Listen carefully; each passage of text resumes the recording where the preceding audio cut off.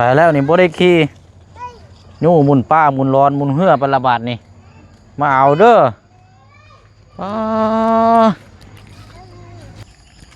โอ้ยุกินเองเลยนี่โดยอย่างแห้งหิวแห้งขนาดเลยพี่น้องหิวหนักจัดหนักเราเล่นเนาะไปดี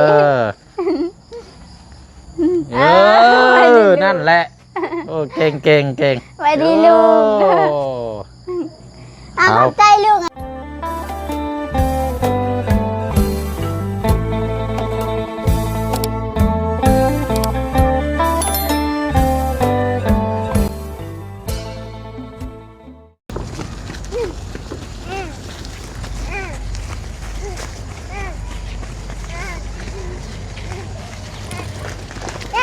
ห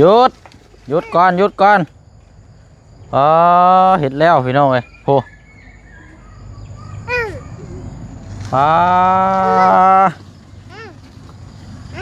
เอาปู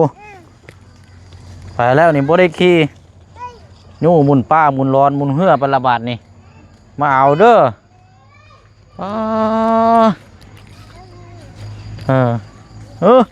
ไปทางไหนบ้านนี่แล่นเลย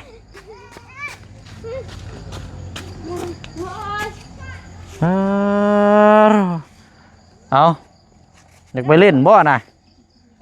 ยุงหลายได้นี่มาเอานมนี่นม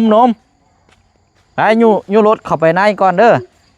ไปเดี๋ยวนมเอาขนมมาฝาก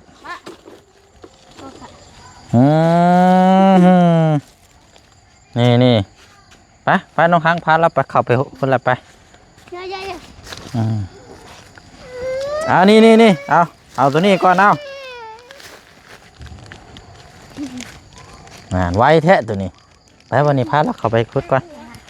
ไปเอาขนมแล้วพาเราแกะเด้อไปรถน้อยเดี๋ยวจังมาเอาก็ได้ดอกไว้นี่แหละไปโอ้ได้ขนมละไปเลยบ้านนี้พี่น้อยเนาะโหอันน่ะเพิ่นย่างมากินนี่พระราชกิตมมานี่กินนี่เปียรถเฮ้ยวะโอ้ยังจีดีใจแห้งเนาะโอ้ยห่างไป2-3 มื้อพี่น้อยเนาะเอาแกได้รถขนมนะ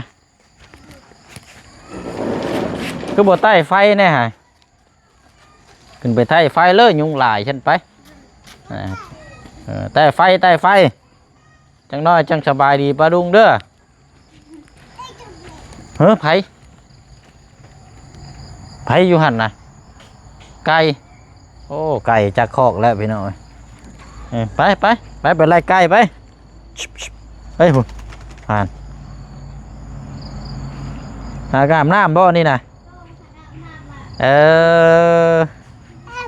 ไปไก่มันเข่าคอกโอ้จักแล้วพี่น้อยเนาะเอาอะไรพี่น้องเด้อเนาะกราบสบายดีและสวัสดีพ่อแม่พี่น้องน้ำกันเบิดสุคนพี่น้องเนาะห่างหายกันไป2-3 มื้อ4 มื้อนี้เนาะพี่น้องเนาะบ่ได้ลงคลิปให้ทางปลุงFCติดตามเนาะพี่น้องเนาะเพราะว่าเฮาเมื่อบ้านนี่ก็บ่ได้ไปทางใดพี่น้องเนาะฟ้าฝนก็ตกแน่แล้วเมื่อวานนี่ก็ไปทำบุญอยู่วัดป่าเนาะหรือว่า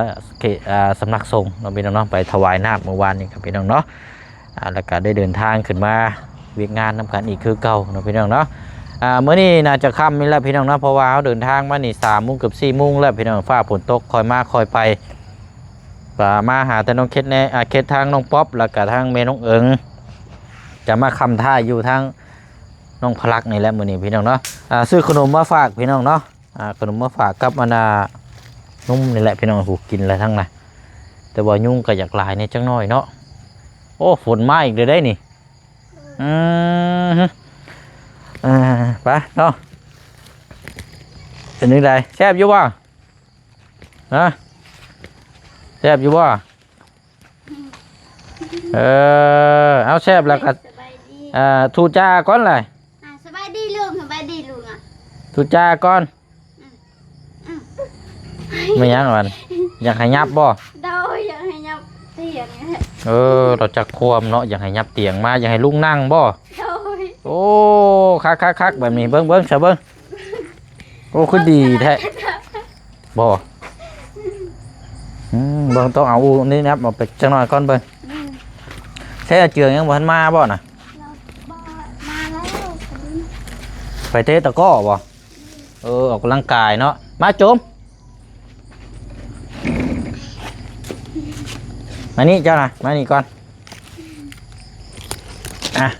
ตะกุนั่งลงก่อนเด้อคอยเด้อโอเคโอ้สลัดเนาะเดี๋ยวนี้เนาะแซ่บบ่เอาบีมันเลยมันสิหิวแห้งเนาะยังบ่ทันได้กินข้าวบ่นี่โจกกินเองเลยพี่น้องเอ้ยเนาะเอานั่งมองแจ้งหันแล้วบัดนี้นั่งลงก่อน เป็นนี่ไรสายคนน้อยนะยังบ่ทันได้อันนั้นบ่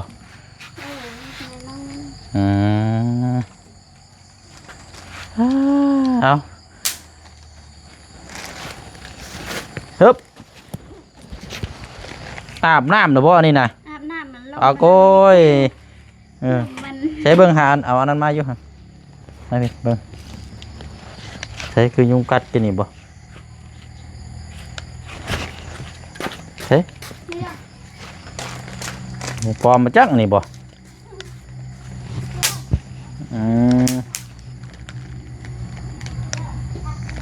กินอย่างเดียวพี่น้อยสงสัยหิวแห้งเอาหันมาพี่กินอย่างเดียวเลยพี่น้อยค่อยๆแหละเว้ยแค่นั้นเลยโน่เบิ่งทุ่งจีหิวแห้ง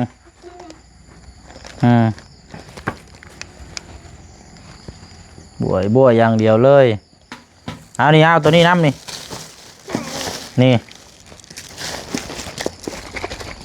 เบิ่ง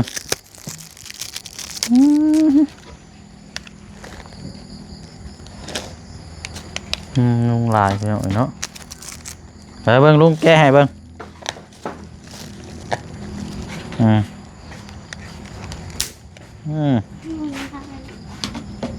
เอาจับเจ้าเอาตะวีไปอยู่ฮะป๊าตัวโคตรดีๆนี่เนาะเอาดูดกินนี่อิ่มแล้วนี่บุกินแล้วเข่ามาแรงไง น้องหันเลย แซ่บป่ะแซ่บก็สบายดีก่อนทุกจ้าก่อน สบายดีลูกไงสบายดีไปเอา สบายดีก่อนเนาะเอาหยิบไปก่อนเนาะเอามันจะหมดแค่เอามั่มก่อน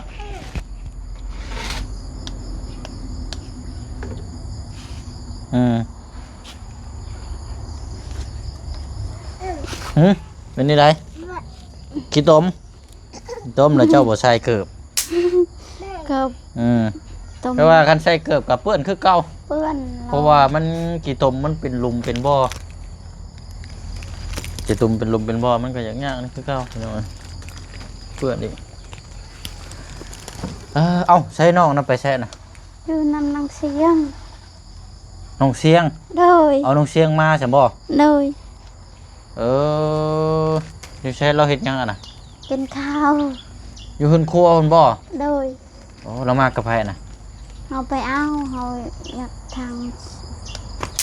เห็ดเวียดเราจะไปหับเอาใช่บ่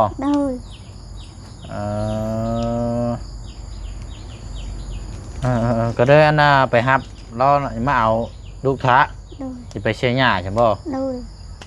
หญ้าก็เนาะยังบ่แล้วอยู่เนาะเอาอันนี้กินเด้อนี่เด้อขนมนี่เจ้าน่ะกินตัวนี้ของปู่ใหญ่นั่นน่ะเดี๋ยวสิเอามังม่วงบ่เอากับใจลุงน่ะน่ะกับใจไปกับใจลุงไงเบิ่งเอาเนี่ยอากาศเนี่ย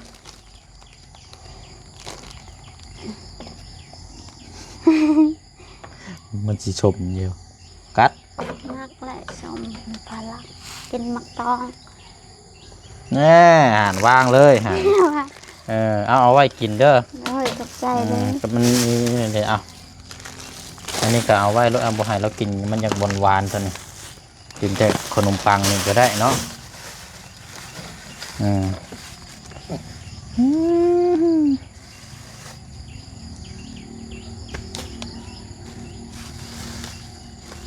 เอาก็ถือว่าเฮ็ดเวียกเฮ็ดงานปกติเนาะ โดย เจ้าก็ก็มาฮอดพี่น้องแต่ว่าช่วงนี้บ่ค่อยพ่อเจืองเนาะมาก็เราก็ไม่แต่ไปเฮ็ดเวียกเฮ็ดงานส่วนหลายเฮาก็เข้ามาแต่เยี่ยมยามทั้งพลักนี่แหละพี่น้องทั้งอาเจืองก็เฮ็ดเวียกเฮ็ดงานทั่วไปนอกจากเวลาที่จะพบเจอแล้วจังสิเวียงถามข้าว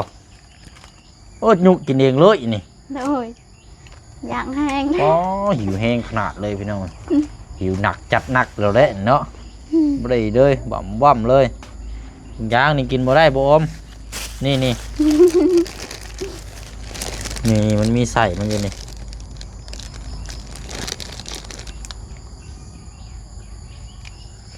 ฮะฮึบ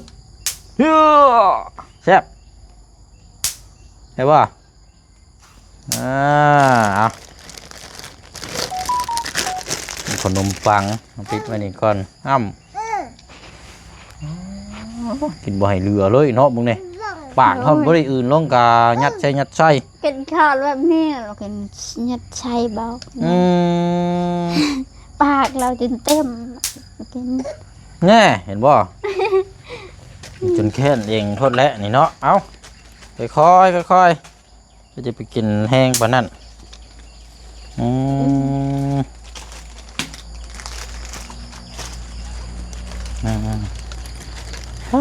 เนาะแสดงว่ามื้อนี้ชุมเจ้าอันไปเฮ็ดเวียกใช่มั้ยมื้อนี้กะ โอ้ย ยังลายอยู่บ่ นังลายออกมาอีก ออกไม้ทางไม้อีก โดย โอ้จำเป็นต้องไปช่วยกันเนาะ โดย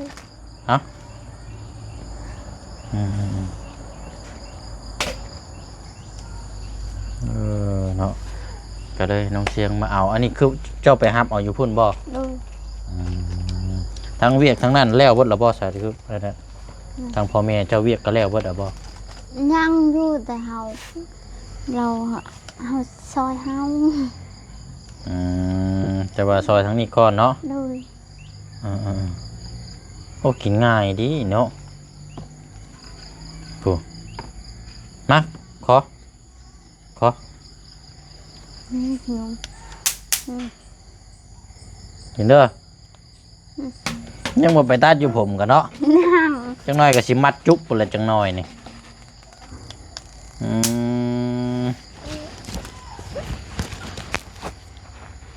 แป๊บเดียวเลยพี่น้องผมครึ่งเลยวันเวลานี่เนาะ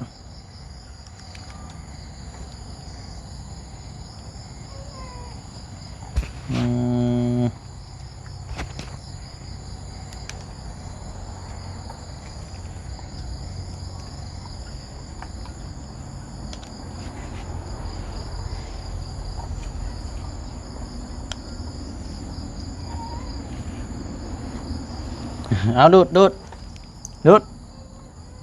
ยังบ่ทันได้สบายดีอยู่ได้นี่ โดยหมอกิน กินเราไม่อยากสบายดี แบบนี้บ่ได้แบบนี้เนาะหิวแห้งเนาะ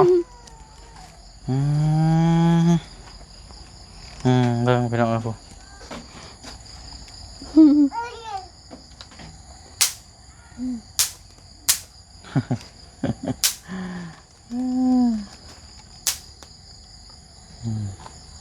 ต้องอันนั้น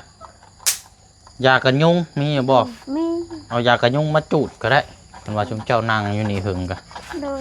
มันจะอันนี้ยินดีมันยิ้มเฉยเนาะหัวเฉย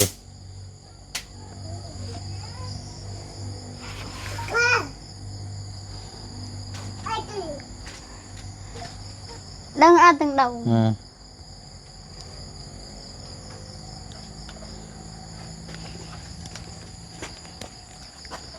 จัดแล้วนี่ใช่น้องเสียงปุ๊จนใหญ่เป็นชาวเนาะมาวันนี้เรากันจักปีแล้วก็ vô lão เนาะ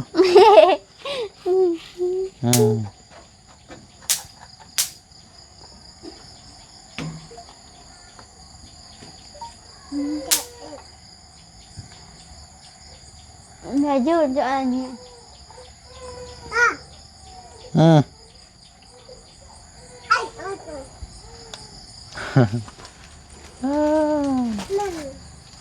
กินเอาแม่ป้อนเอาแม่เผ็ดป้อกันกินเบิดก้อนนี่ข่อยยอมเลยแหละบ่ได้น้อยแล้วฮะผู้ใหญ่กินก็ยังอิ่ม ไอ้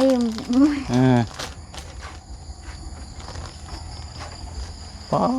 ผู้หยัดใช่พูดดีนุ เอาดีแล้วเนาะอันนี้คือการกินพี่น้องเนาะเอากินแล้วมีนมน้ำโย่เข้ากันตีเนาะกิน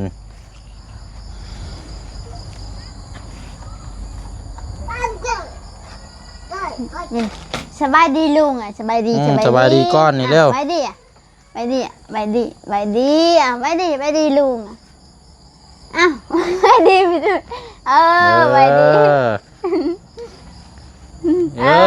ไปดีนั่นแหละโอ้เก่งไปดีลุงขับใจลุงไงขับใจลุงกับใจยุงไปขับใจยุง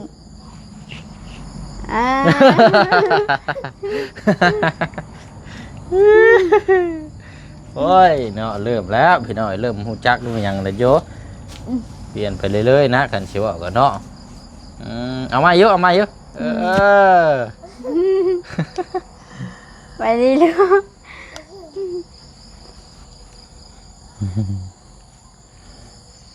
เนาะโอ้เนาะกินเลยเข้าใจลุง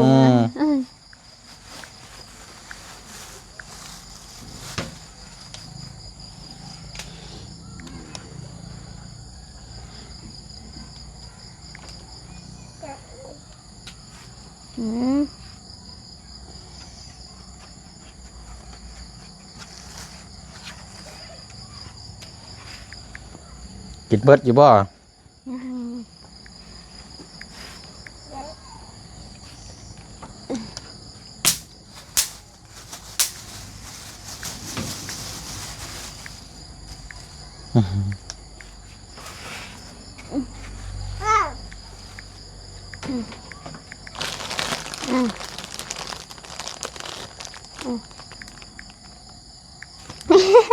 กิน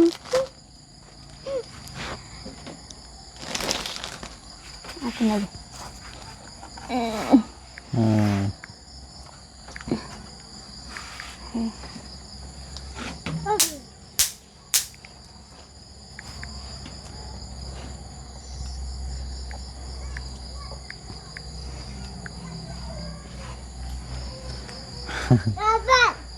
ในใด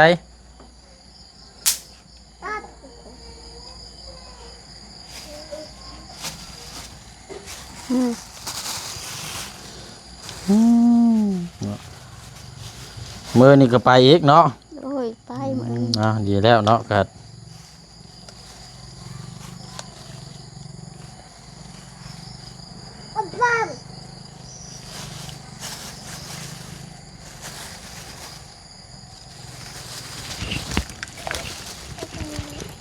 เอานมนี่เอากินเอาโอ้เสียงกบเสียงห้องวันอยู่ฮะอันนี้นมมันจะแบบกินแน่นๆนุดหอมๆเลยจังน้อยเนาะยิ้มแล้วบัดนี้ใช้ท้องนะ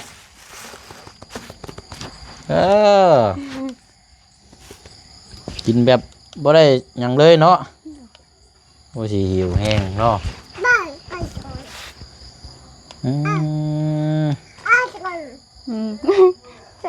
คันปอยนี่แม่นไปแล้วเลยนี่เนาะโดยไปวิ่งเลยเนาะ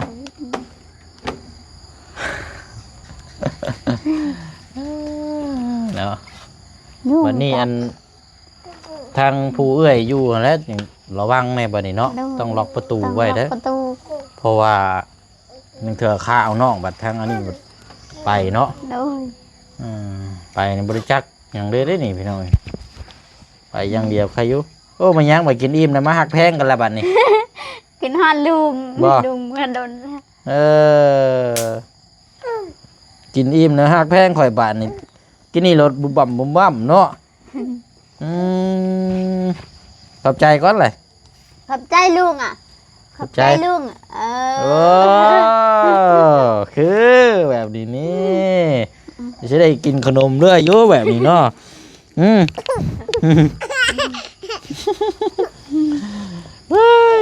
เนาะแล้วกินอิ่มแล้วก็นอนเด้อ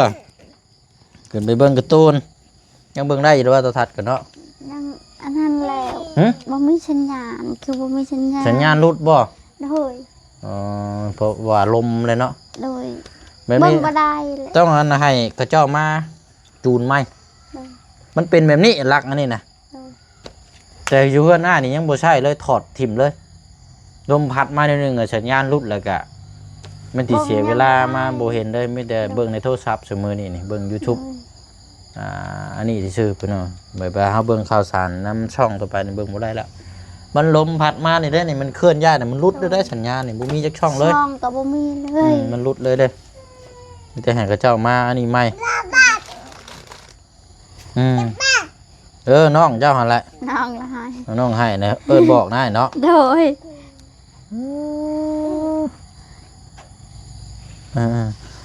สาเนาะมีแต่ว่าหั่นแหละพี่น้องค่ำมืดแล้วเดี๋ยวพลมื้ออื่นจังมาว่ากันใหม่เนาะ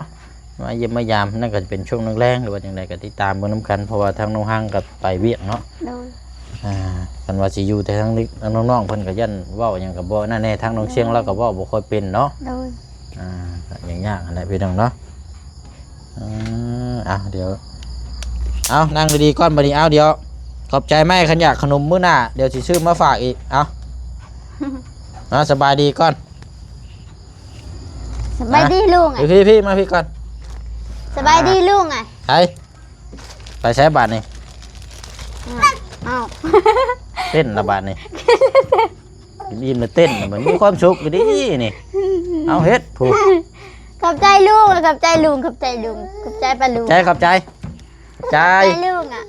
ขอบใจลุง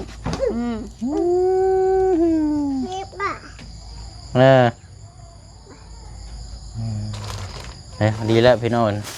น้อยเนาะกำลังเฮียนหูกำลังฝึกกำลังพลดีแล้วเจ้าทึบจะไป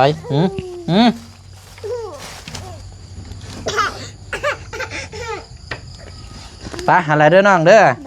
เดี๋ยวมาเยี่ยมยามไม่ป้อบึงยุงกัดตะผักบ๊ายบายก่อนสบายดีโอเคบ๊ายบายปลาลุงก่อนไปดิปลาลุงไปดิสบายดีปลาลุงยกมือบอกว่าเห็นยกมืออย่างน้อยสบายดีปลาลุงสบายดีไปดิอย่างน้อยบ่ตั้งโอ้